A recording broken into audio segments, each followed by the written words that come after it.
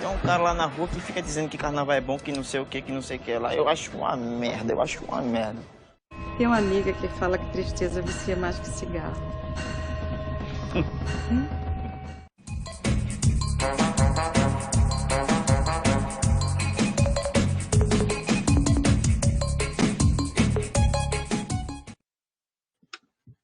Boa tarde, estamos aqui para mais um Projeação, um projeto de Adriana Barros, que eu também participo com ela, que a gente debate cinema e psicologia. Hoje vamos debater o filme Fim de Festa, do pernambucano, do consagradíssimo pernambucano, diretor, roteirista de vários filmes, Hilton Lacerda, que eu vou chamar Adriana. Adriana, boa tarde.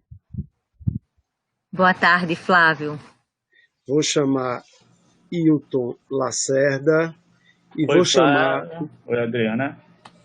e vou chamar Bruno Vivas, que é psicanalista da Bahia, está em Salvador, na vida mansa em Salvador, essa cidade maravilhosa de Salvador.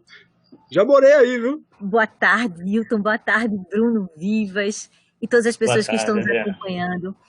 Falar desse filme hoje vai ser assim um desafio, porque ele move, ele é um filme que movimenta, que ele mexe com emoção, ele traz alegria para quem está assistindo, porque a gente se sente fazendo parte de uma realidade. Quando o filme começa dizendo que quando a memória do corpo desperta do cansaço, é que nos damos conta do fim da festa, ele já começa a nos trazer para uma realidade. E acredito que a gente hoje vai ter um espaço para que a gente possa conversar um pouco sobre como esse filme traz a realidade. Não é? Os atores, como você, Hilton, na minha percepção, foi muito feliz quando conseguiu que o Breno, no papel de policial, ele conseguisse desvendar um crime a partir da sua própria história. Porque no momento em que ele entra em contato com as suas ansiedades, com os seus escorpiões, com os seus medos, com os seus vazios, ele identifica tudo isso na vida, na existência da pessoa que comete o crime.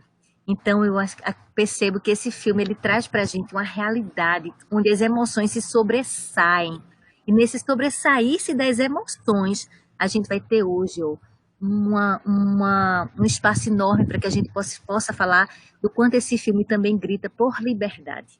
Agora eu vou falar um pouquinho do currículo desse rapaz, Hilton Lacerda. Hilton Lacerda, eu estava conversando com ele, a gente já se conhece há um bom tempo, desde a época que eu estava na atividade mesmo da produção cultural. E, Hilton, eu vou contar uma história que aconteceu comigo.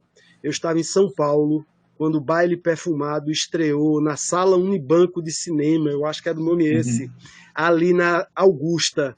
Sim. Lotada a sala, eu fiquei emocionadíssimo, porque era o primeiro grande filme dessa nova cena do cinema pernambucano.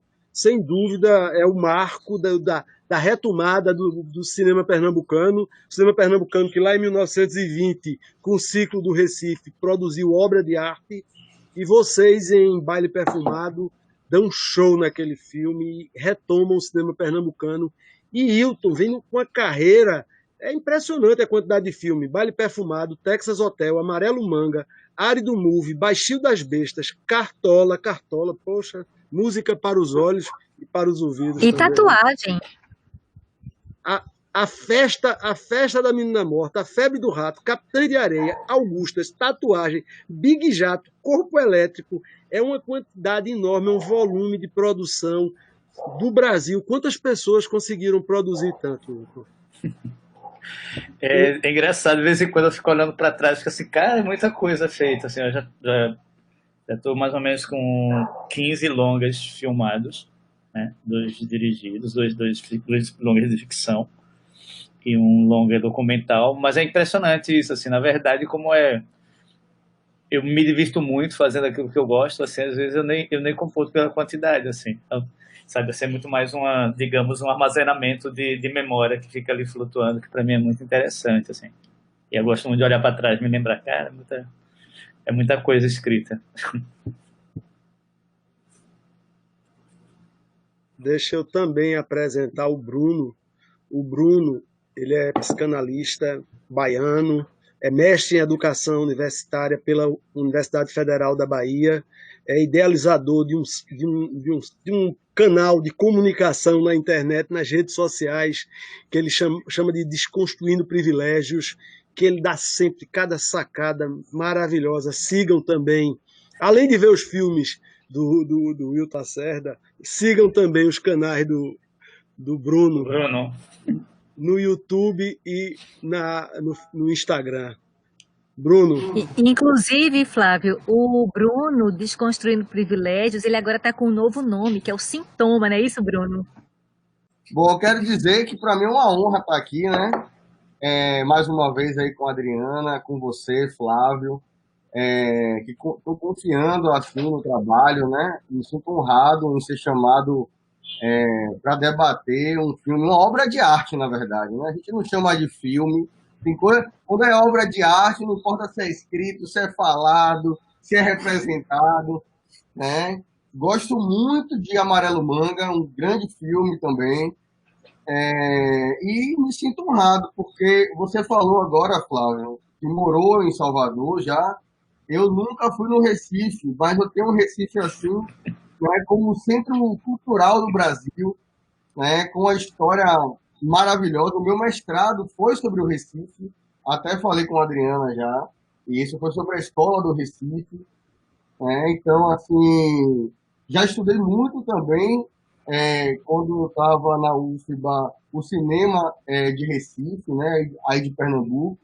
Então, assim, eu me sinto assim como se eu tivesse galgado um outro patamar, quando vocês me chamam para debater uma obra de arte tão linda e que representa tão bem o Pernambuco, né, em seu esplendor cultural. Agradeço.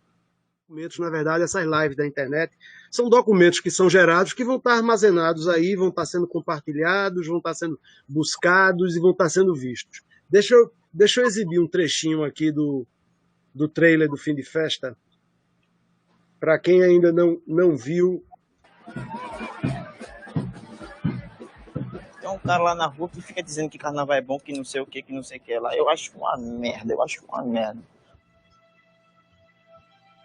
Ah, você é o pai de Breninho, né? Que chegou mais cedo, de surpresa. Posso entrar? Não é ela, né? A francesa que foi assassinada.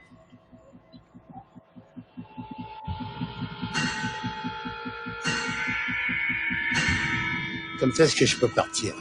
Tem uma amiga que fala que tristeza vicia mais que cigarro.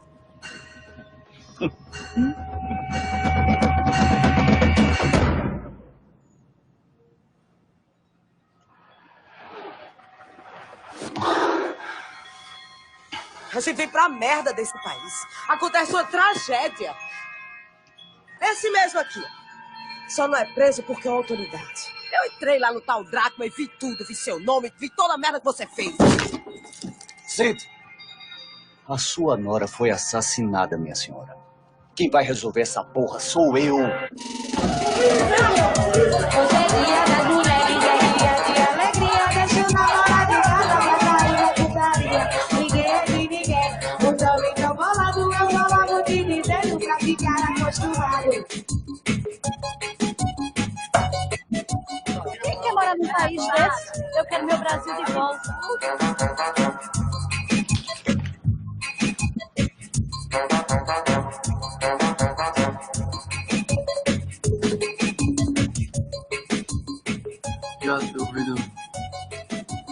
E a dúvida corrói ele completamente.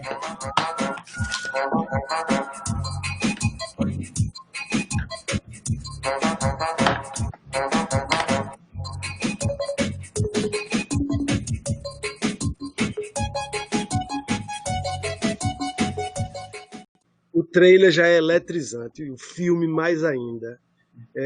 Eu tenho muito orgulho, porque quando eu vejo as cenas, eu vejo lá o Recife, eu me imagino sempre, eu disse em outros programas, o nova-iorquino, ele se vê no cinema todos os dias, e a gente tem a sorte de ter pessoas como o Wilton, que mostram o Recife de uma forma belíssima. Mostra a rua, o Cais da Aurora, aqueles prédios, tudo me marca muito.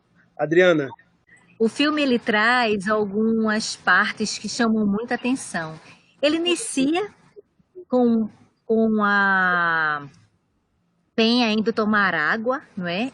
E despida, desnuda, demonstrando ali uma sensação, um desejo de liberdade de fala, liberdade de ser quem ela é, tanto é que ela muda de país, porque o país que ela mora oferece mais essa liberdade. E o diálogo dela inicial com o Breno, quando o Breno pergunta a ela, o tio dela, sobre qual é a fantasia dela, se é aquela que está em cima do sofá ou aquela que ela se apresenta na sala, e ela diz que a fantasia dela é aquela que ela se apresenta na sala, é quando tudo inicia, é quando todo o enredo começa. Eu vou citar aqui algumas partes, vou jogar algumas partes vou passar para você, Bruno, para que você vá fazendo essa costurada, não é? Um outro ponto que me chama muita atenção é quando, na conversa com a Cosma, quando ele pede, no filme a gente pode descobrir que ele também ele é uma pessoa que ele praticou a violência, não é? Ele, em algum momento da vida dele, ele praticou a violência com essa família. E aí, quando o filho dele escreve aquela literatura e é premiado naquela literatura, e o nome da literatura se chama Remorso. Remorso. Até então eu não estava entendendo onde é que estava esse remorso todo. Foi quando, exatamente pela conversa com a Cosma, irmã da Damiana, ex-mulher dele, ele vai trazendo a história de que o filho falava sobre ele. E aí, quando o Breno Filho vai conversando com a Penha, e Penha diz, olha, eu vejo uma história totalmente diferente da que você relata aí. Eu vejo uma história onde os olhos dele assustados, aquela pancada, deu a impressão de um acidente, de algo assim, trazendo aquela fumaça branca. Aí tudo começou a fazer sentido para mim. Eu disse, poxa, Ailton Lacerda é um gênio. Porque ele saiu costurando a história lá do comecinho, até apresentar um novo modelo de violência também familiar, onde ficou muito claro que aquele casal, daquela brasileira com aquele francês, eles não eram casados, né? Aquilo fez parte de uma trama, fez parte de uma construção. E ele, o Breno, ele foi costurando aquilo com a ajuda da própria história. Uma cena que ficou muito bonita para mim foi quando ele, conversando com a Cosma, ele pega um objeto em formato de coração e ele começa a manusear aquele objeto. E o que ficou mais incrível foi como ele mostrava o quanto para ele era ruim ser invadido. E inicia aquele drone, ele fala com o Tibério, acho que Tibério, não lembro bem, que era o vizinho dele, e ele disse que não teria mais uma nova chance. E foi quando a cena também termina com aquele afeto familiar, que deixa muito claro que realmente o Breninho foi cúmplice dele, quando toma um partido de afeto, o afeto entre eles, aquele afeto entre pai e filho, gritou tanto para mim. E aí, no final, ele realmente silencia aquele drone de uma vez por todas. E é exatamente quando ele também silencia sua carreira na polícia, quando ele não quer mais aquilo, mesmo sendo uma das coisas que ele sabia fazer bem feito, uma vez que, quando ele estava na questão da polícia, não era pela polícia, era pela investigação, que no momento em que ele olhava para fora, ele deixava de olhar para dentro e ele ali acalentava um pouco a sua ansiedade. Então, Bruno Vivas, eu trouxe aqui algumas cenas, sim, e para trazer mais uma, realmente, tristeza vicia mais que cigarro, você está certo, Wilson Lacerda. Tristeza vicia mais que cigarro. Quantos praticantes de vitimismo, quantas pessoas acostumadas a viver nas suas tristezas e não sabendo mais sair delas. Bruno Vivas, acrescenta aí. Obrigado. Espero fazer jus aqui, né, com a altura do filme, com os meus comentários. Mas já cito logo de cara Humberto Eco com o autor e o texto, né, que ele diz assim, quando o autor faz uma obra, né, a mensagem que ele quer passar está ali, mas a obra tem uma certa autonomia, né? Ela passa uma mensagem sozinha, vamos dizer assim.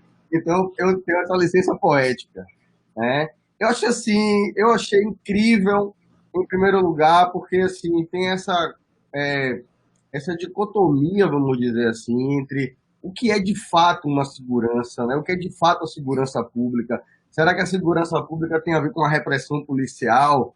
Né? Aí vem um jornal alternativo, uma mídia alternativa, né? O dracma, que é aquela moeda que você troca para ir, né, para ir ver AIDS e tal. Ou seja, você vai para o inferno. Você está indo para o inferno, né? E não sei se foi sua intenção, mas eu achei muito interessante o quanto nós, numa sociedade moralista, numa sociedade né, que é muito bem representado por aquela mulher que diz assim, eu quero meu Brasil de volta, né? Ali já o fascismo está cheirando no ar. Né? Então, assim, esse país que tem esse moralismo e não consegue enxergar o quanto que o carnaval, o quanto que a alegria, né? O quanto que ter tudo isso, como a conversa do Breno com o seu vizinho, disse, o vizinho, né? Mas o carnaval não vai ser mais como era antes. Já acabou, que não sei o quê. Ou seja, aquele discurso de uma pessoa que endureceu no tempo e não consegue enxergar o que, né, que o novo sempre vem.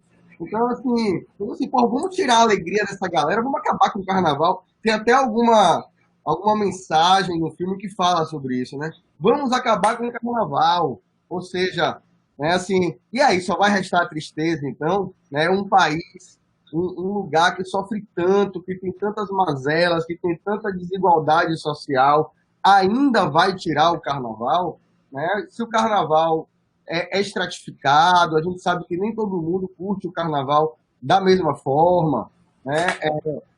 Tem um certo quê de privilégio aí, mas é um espaço em que você pode meramente, vamos dizer assim, fazer aquilo que a sociedade proíbe. Vamos dizer assim, a gente, né, nós somos animais, nós somos a carne, nós somos o corpo, muito legal que a gente busque se espiritualizar, mas sem o nosso corpo a gente não é nada, né? E aí, vou puxar um pouquinho para a psicanálise. Se a gente, em algum momento, precisa reprimir os nossos impulsos selvagens, vamos dizer assim, né? Para que a gente viva em sociedade, para que a gente não mate uns aos outros, a gente precisa de espaços definidos, né? Em algum momento, para virar o cabeção, né? Vamos fazer o que a gente tem vontade mesmo. E eu achei interessante, o primeiro diálogo foi assim lindo demais, porque quando ele pergunta, sua fantasia é essa ou é essa que você está vestida? Né? E aí gera um paradoxo interessante, porque no carnaval a gente está fantasiado ou a gente é quem a gente é? Né? A gente pode ser quem a gente é, porque nos outros espaços a gente não tem, ou a gente está ali sem mostrar quem de fato nós somos. Então, eu acho que esse diálogo brinca muito com essa sutileza, né, de quem nós somos. Nós, fantasiados, estamos de corpo nu. Eu fiz um vídeo uma vez falando sobre, aqui, não sei se vocês sabem, aqui tem o Muquiranas, né? O Bloco Muquiranas, que é muito conhecido. E me espantou muito que, assim, o disfarce, a fantasia, era um pretexto para se fazer realmente aquilo que se queria fazer, violentar. Então, assim, eu via, né, lá no carnaval, os homens praticando o mesmo machismo que eles praticavam dentro de casa, mas com a licença poética da fantasia. Não, ele está brincando. Não é bem assim. Né? Então, eu penso que o seu filme, né, a sua obra, me trouxe essa interpretação, né, de o carnaval como sendo algo da política pública, que não adianta só reprimir, tem que ter uma válvula de escape aí, né? A gente pensar a segurança pública para além da coisa da polícia, né? E o carnaval como sendo uma política pública de saúde mental, inclusive, de saúde, né? Que a mulher vai falar lá, a ex-esposa de Breno vai dizer que cigarro, que tristeza vicia mais do que cigarro. E, gente, eu, como professor de psicopatologia, né, eu digo, gente, não é sem razão que a gente só escreve texto. Você pega um livro de psicopatologia, só tem miséria, só depressão, não sei o quê. Ninguém está pensando como não chegar na depressão, como promover a alegria. Né? Então, eu acho que essa cena me traz muito, né? Me marca muito. E a primeira cena, Milton, eu achei brilhante, né? Assim, os corpos ali dançando, aquele menino dançando junto com outro amigo dele, né? E trazendo essa ideia de que o corpo é um templo, quase que uma coisa nietzschiana, né? Assim, vamos retornar o corpo, vamos retornar os sentidos, porque essa é a nossa materialidade mesmo, né? Então essa parte. E a liberdade, né, Bruno? E a liberdade, eles poderem assim expressar a liberdade, quem se é, independente de fantasia, independente de cara, a gente é quem a gente é, mesmo que seja de uma forma inconsciente. Porque quando o Breno descobre, ele tem aquele olhar clínico para descobrir quem realmente praticou o crime, e isso fez parte de quê? Dele estar no processo dele estar se descobrindo. Sim. Né? Então, assim, a gente é quem a gente é, independente de ser consciente ou inconsciente. Sim. Hilton, fala um pouquinho, Hilton, traz um pouquinho dessa perspectiva para a gente. Como é que foi tudo isso para você? Vamos lá. Primeiro, obrigado pelas leituras, que é sempre muito rica, assim, e concordo com o Bruno, é muito engraçado, porque eu acho que toda obra de arte, mas assim, fala especificamente do filme. Vocês estão me ouvindo direito? É porque minha conexão tá dando falha aqui de vez em quando. Ela é realizada às vezes em muitos momentos, assim. O momento, né? Ela é feita às vezes assim, você parte de muitos princípios que você está fazendo, né? Tipo, um filme, por exemplo, você parte de uma ideia, você escreve um roteiro, você vai atrás de uma produção, você filma, você monta, né? E cada processo desse é como se fosse um filme realizado. Na verdade, cada processo desse é quase que uma obra, assim. Né? Para mim, por exemplo, um roteiro e um filme, eles são muito distintos. A gente está falando de uma coisa que é uma abstração, que é um roteiro, né? Para uma coisa icônica, que é um filme, trabalhando com imagem de uma maneira mais direta. Mas, ao mesmo tempo, são processos tão cansativos quanto. Assim. Você, quando termina um roteiro, eu, pelo menos, quando termino um roteiro, estou meio doido, assim. Porque eu adoro me apaixonar pelos personagens. Então, assim, eu não me apaixono necessariamente pela ética dos meus personagens, mas se eu não for apaixonado pelos meus personagens, eu não consigo construir eles. Então, assim, tipo, não tem nada a ver se você, quando gosta de um personagem, é que você gosta da ética dele. Não, você tem que burilar esse personagem, saber o que é esse personagem, né? E no Fim de Festa não foi diferente, né? E por isso que eu gosto dessas leituras. Essas leituras que elas, de alguma maneira, elas ganham liberdade no olhar do outro, sabe? Na construção do olhar do outro, que eu acho sensacional. Né? E para mim pelo menos tudo que eu faço, pelo menos as coisas que eu faço, que eu tenho uma grande liberdade de fazer, elas partem do princípio de que aquilo que eu produzi naquele momento é uma experiência da minha vida até aquele momento, sabe? Esse é um acúmulo de experiências e digamos que não é um resultado das suas experiências, mas é um resultado de leituras que você faz do mundo que está ali do lado, que te interessam, sabe? Que provoca, principalmente que te tira do lugar comum. Né? E nesse sentido, o Fim de Festa, para mim, ele faz parte um pouco dessa carreira, assim, uma certa intuição, às vezes de um determinado momento, certo? Um certo conflito que se anuncia, mas principalmente essa ideia que para mim era muito clara, assim, essa festa usada aí de uma maneira metafórica, geral, que é o carnaval, sabe? Ao mesmo tempo esse vácuo que fica ali nesse tempo. Eu acho que pessoas que são de cidades como Salvador e Recife, a gente sabe ali que entre a quarta-feira de cinzas e um domingo depois do carnaval, o mundo parece que entra em uma determinada suspensão, assim. Parece que o mundo nem acabou, nem começou ainda, assim. Tem um cansaço geral das coisas, né? E a leitura que eu fazia do Brasil nesse momento era um pouco disso, assim. Né? E era um pouco a resposta a uma pergunta que já estava lá no Tatuagem, sabe? No final do Tatuagem, quando o professor Jobé, que é um dos personagens do filme, vai apresentar o Super 8 que ele fez, né? O filme se passa em 78, e a jornalista, ele pergunta à jornalista, mas haverá futuro? Aí a jornalista pergunta para ele outra vez, haverá futuro? Ele faz, não sei, sendo minha pergunta, né? Me dou direito a não te dar a resposta. Você que fica com esse problema, se haverá futuro ou não.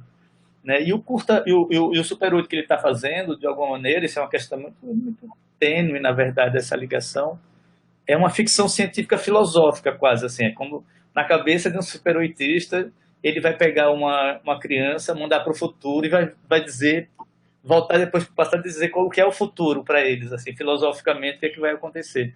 a gente não vê se realizar. Digamos que o Fim de Festa é quase que uma realização desse arco narrativo, no novo tempo, no novo espaço, né? Uma tentativa de leitura do Brasil, essa ideia do Brasil que sobe e desce, sabe? O Brasil, assim, não é a primeira vez, nem vai ser a última, que parece que entra numa linha de ascensão, de conquista, de repente é uma queda brutal, sabe? Isso aconteceu desde a época do Império, passou pela República Velha, pela...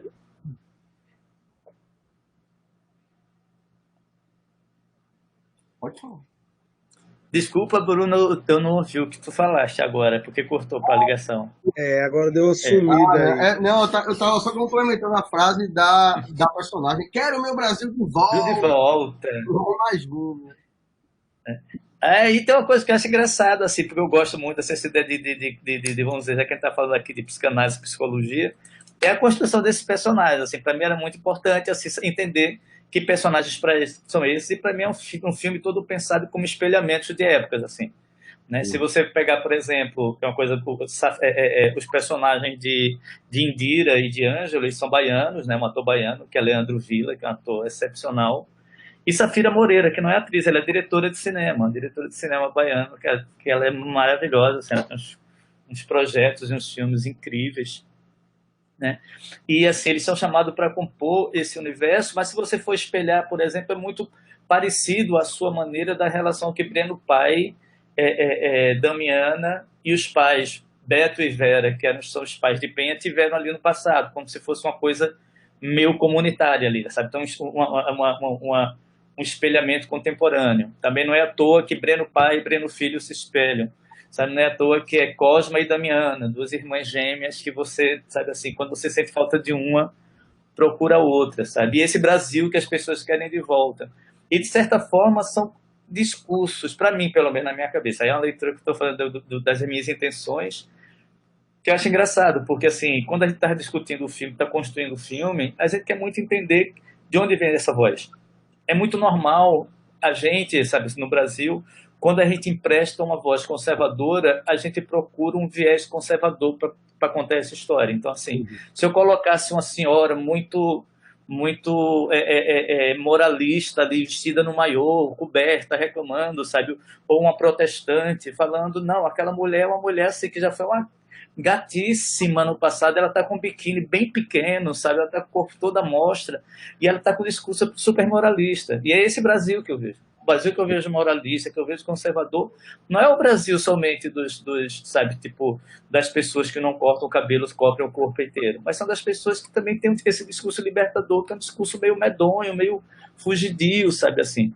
É meio assim, é uma mistura ali de oportunismo junto com uma certa covardia de se colocar no mundo, sabe? E às vezes o Brasil me parece um pouco isso, assim. Toda vez que você está à margem disso, você às vezes tem que aguentar algumas porradas. E esse personagem de Breno, para mim, é um personagem que ele imagina esse lugar, um local de uma promessa da qual ele não conseguiu cumprir, né? Se você pegar isso na minha obra, assim, no Tatuagem, por exemplo, o personagem de Clécio, ele promete, assim, ele tem um discurso, ele só fala de trabalho. Você perceber, até metade do filme ele só fala dele de trabalho, assim, ele é muito personalista, na verdade. Ele manda em tudo, ele faz de conta que adora a liberdade, mas ele é um mão de ferro, assim, mandando em todo mundo, né? Quando ele descobre a paixão, que ele se desengana, é que ele fica frágil, né? Mas o tempo inteiro ele está falando de trabalho, e ele vem de uma ideia de liberdade, e quando ele vê essa liberdade que ele prega no corpo do outro, ele fica... Sabe, quando ele vê Fininha saiu, foi transar com o cara, porque ele mesmo dizia que ninguém era de ninguém, todo mundo podia fazer, Fininha acreditou. Fininha é um personagem positivo, assim. Ele era um personagem de amadurecimento das ideias dele, sabe, assim. E a mesma coisa que eu vejo às vezes com o Breno, assim. Breno não deu conta de uma coisa, ele cometeu uma violência e ele sabe que ele não está atrás de perdão. Breno não está atrás de perdão porque ele sabe que não tem mais perdão. Aquelas pessoas já esqueceram ele.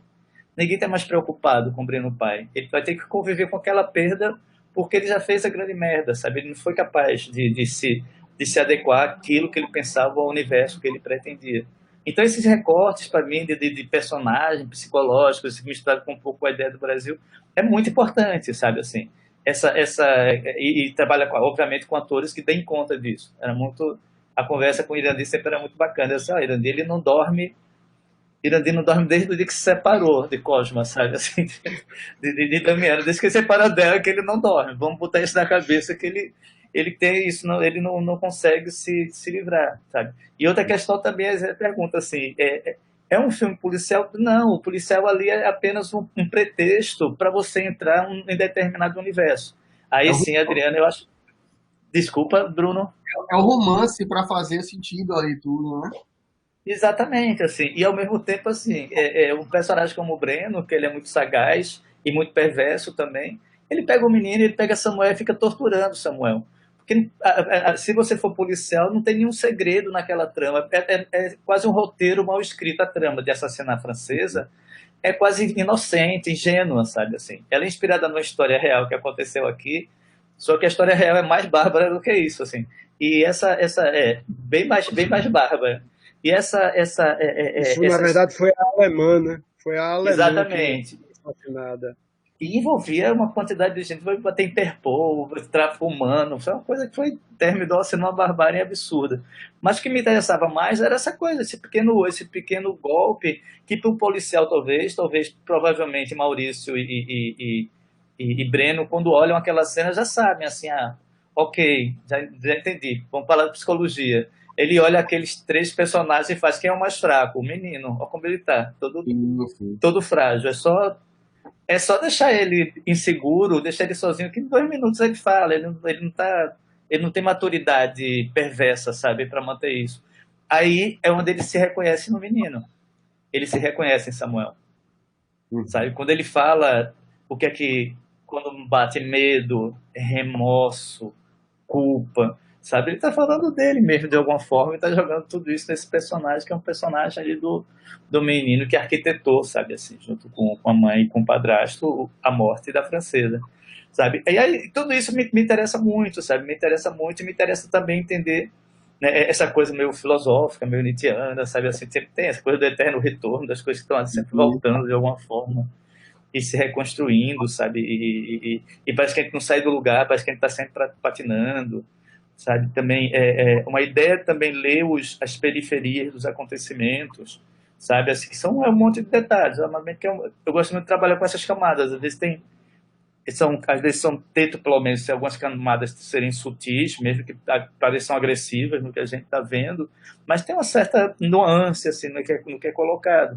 Mas a relação, por exemplo, da babá dos meninos, sabe, assim, que está ali, que é aquela negra que cuidou daqueles meninos, ou seja, ele faz parte de uma estrutura já mantida, ele teve uma babá que cuidou deles e cuida do pai até hoje, sabe, assim, o que deixa, por exemplo, o casal de Ângelo e o casal Ângelo e Indira meio incomodado com aquela ideia, que tem a voz parecida com a mãe, mas é parecida porque é parecida com todas as vozes de todas as mães, e talvez tenha que ter deixado seus filhos em casa para cuidar do filho de outras pessoas, sabe, assim, aí é o filho dela que morreu, você entende que ele foi assassinado pela polícia, e é muito doido, assim, mas assim, ela está trabalhando na casa da polícia, sabe, é um monte de contradição, assim, tudo assim, um universo muito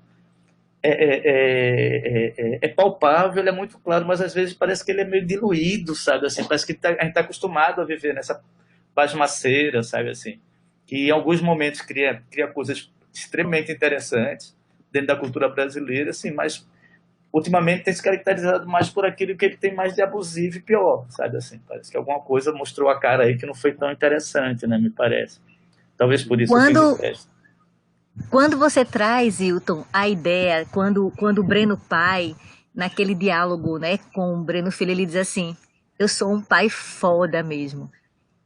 Quando você traz a ideia de que ele realmente tenta passar aquela ideia de liberdade, mas ele é um durão, né? Ele é um durão, mas ele consegue manter uma relação, talvez o que sustente ele seja a relação com o Breno filho. Porque realmente ele compreende Breno Filho, ele aceita as questões do Breno Filho, até do Breno Filho, ele gostaria que o Breno Filho estudasse, mas ele aceita Breno Filho da forma que Breno Filho é. Eu achei isso muito bacana, sabe? Quando traz esse movimento de Breno Filho ser importante para ele. E quando ele chega para Cosma e diz assim, quando o Breno pergunta se ele sente falta da mãe, e ele diz que o que é que ele sente em relação à mãe, ele diz que sente uma grande falta.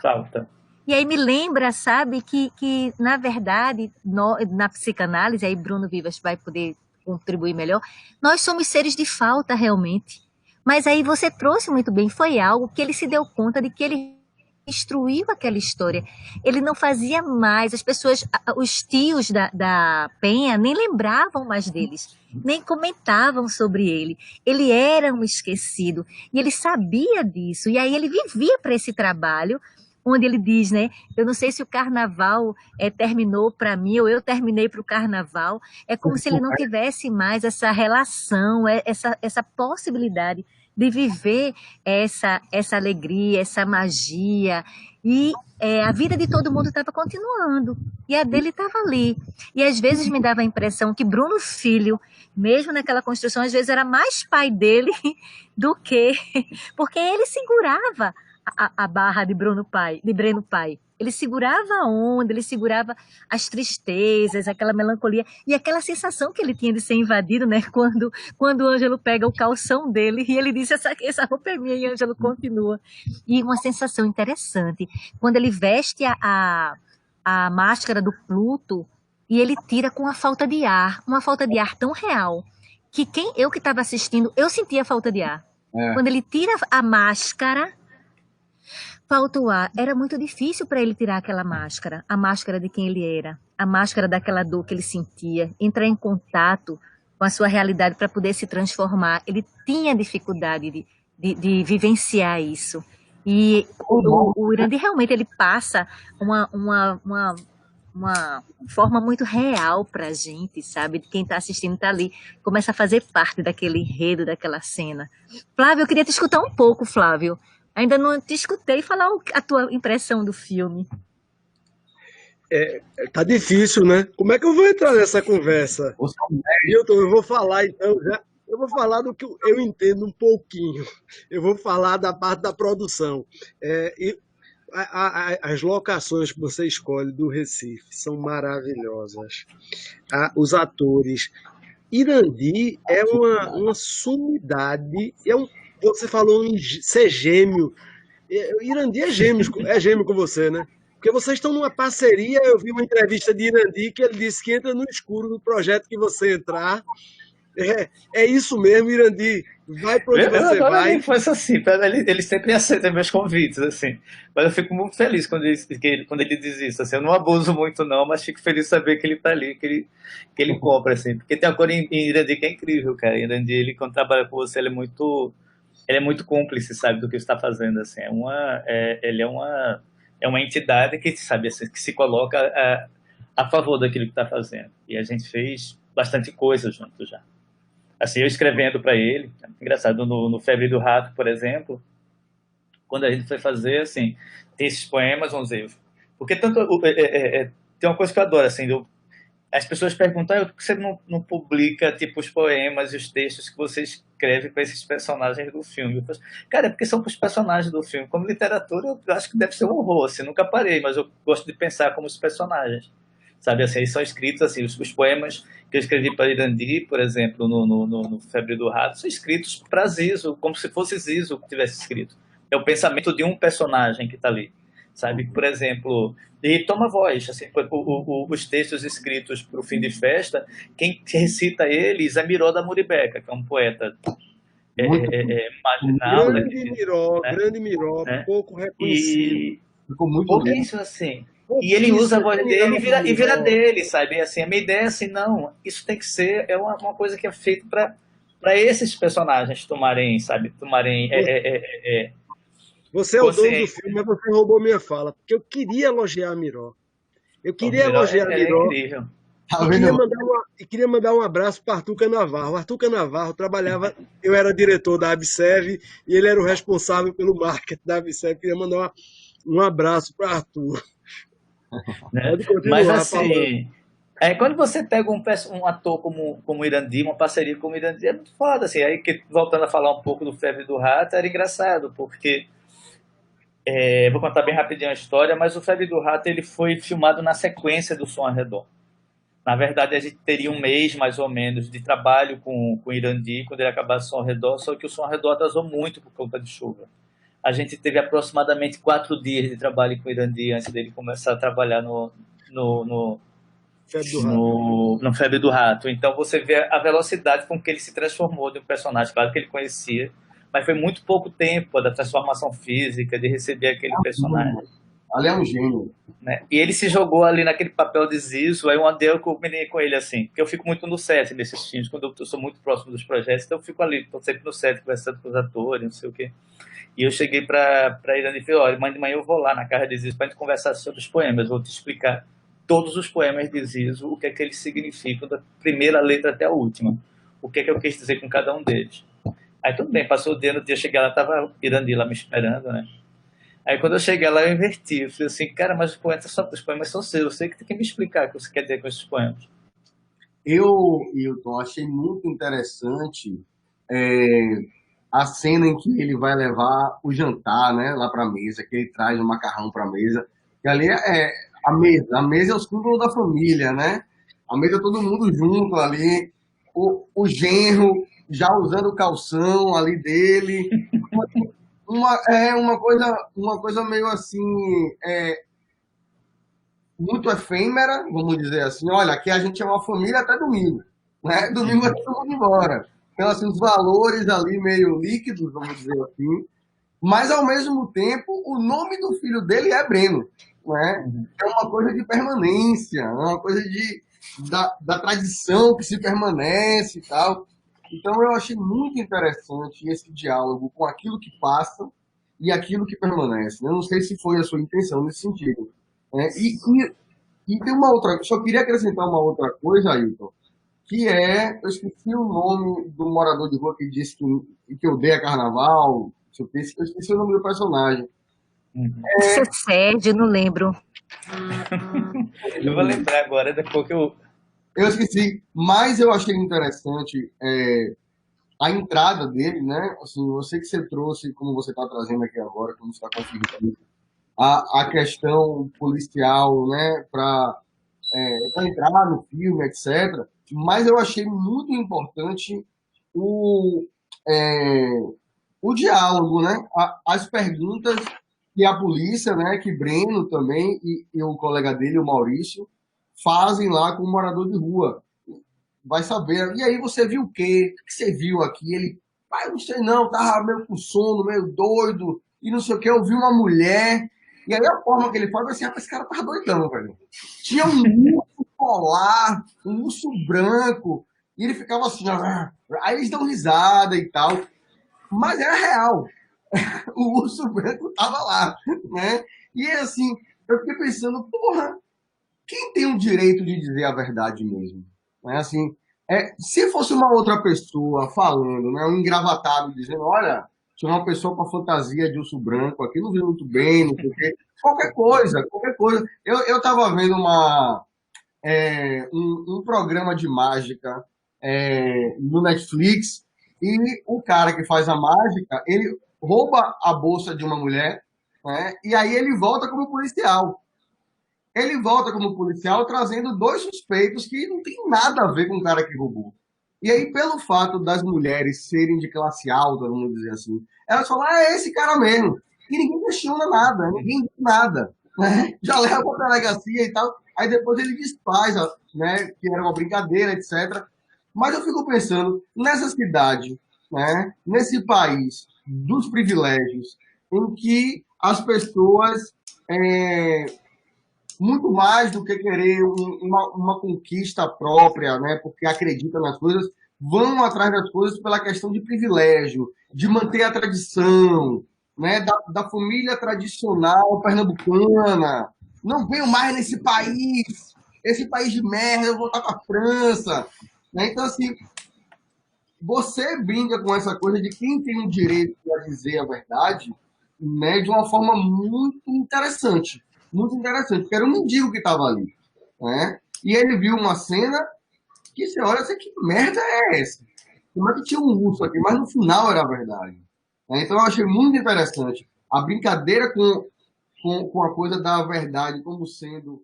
Eu escutei até a parte em que a voz pro morador de rua, né? Que ele não estava vendo aquela coisa assim, aquele urso, bota pra cá, bota pra lá, o que é aquilo?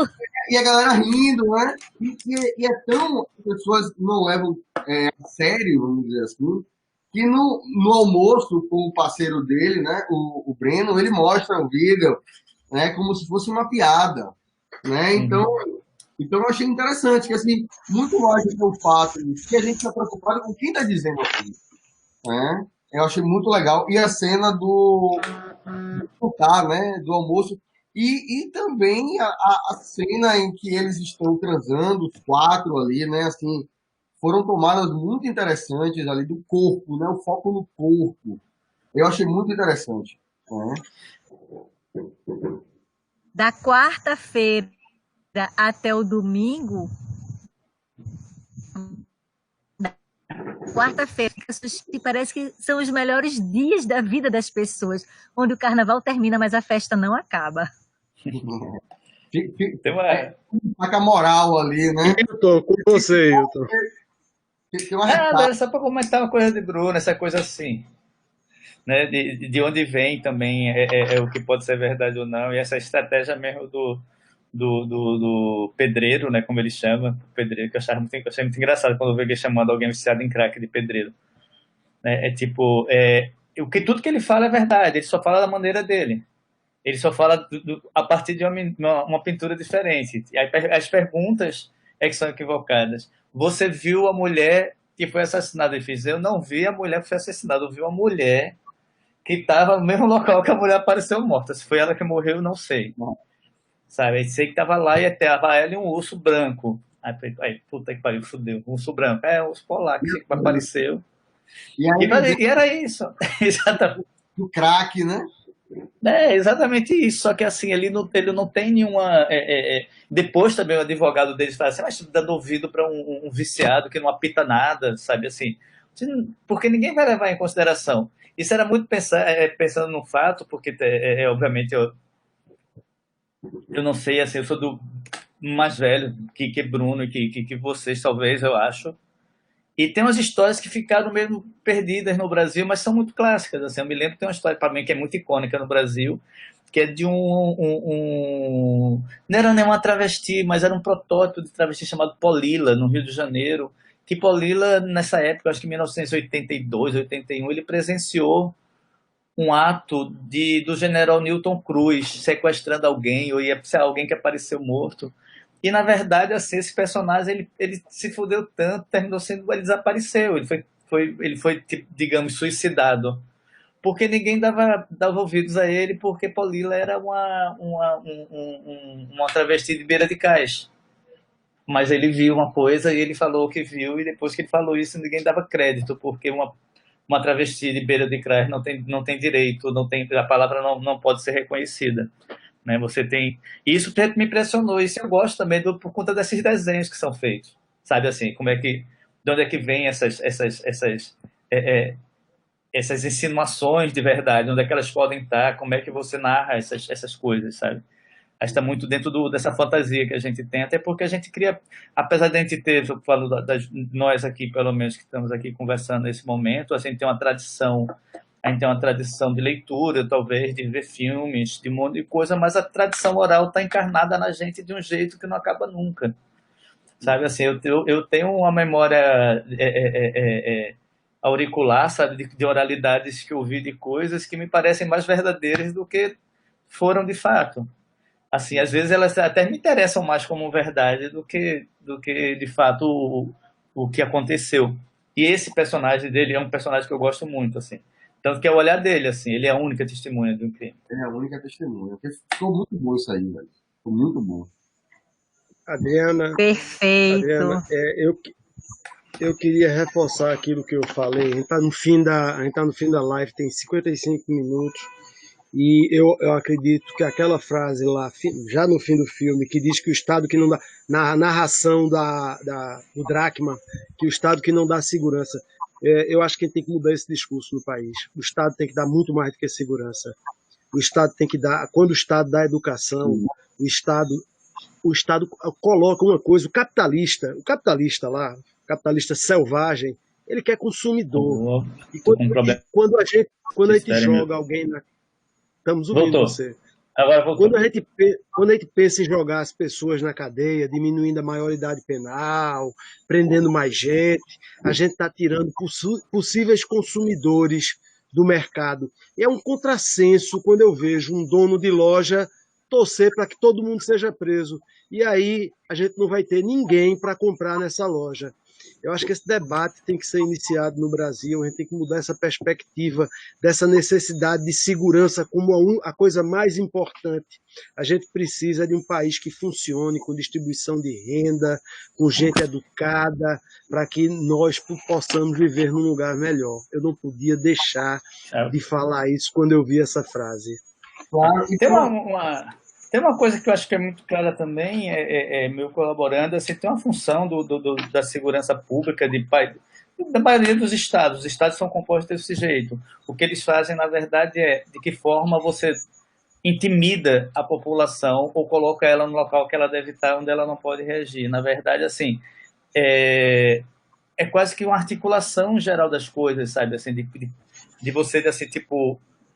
o Estado ele não está preocupado com a segurança, ele está preocupado, na verdade, em manter um status quo do que deve ser mantido ali, preservado. Sabe, assim, mas é dentro desse debate que tem um equívoco do capitalista.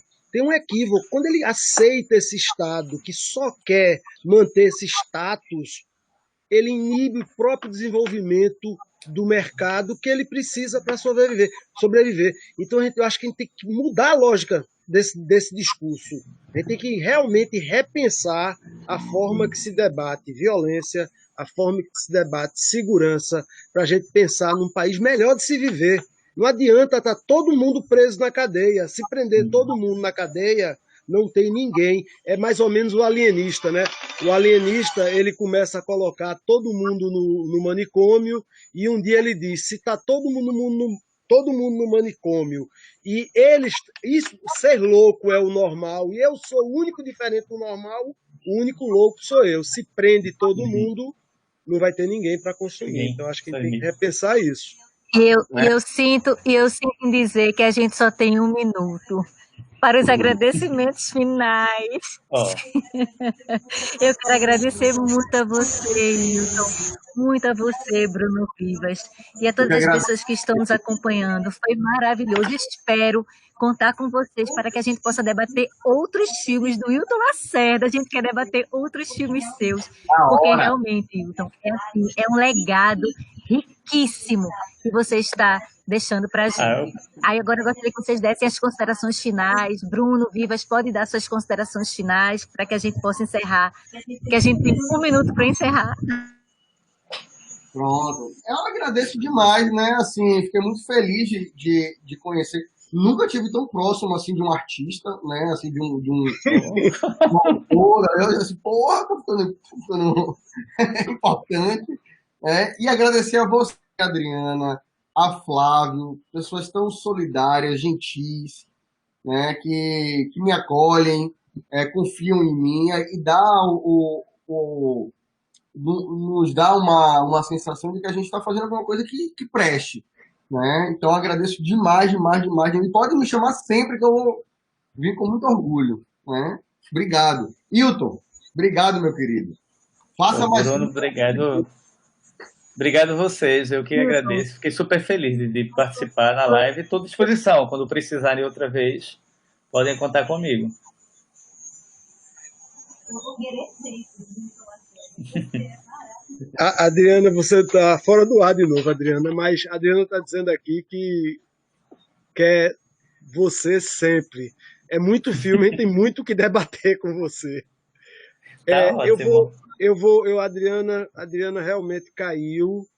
Eu vou encerrar aqui. Está caindo, Adriana.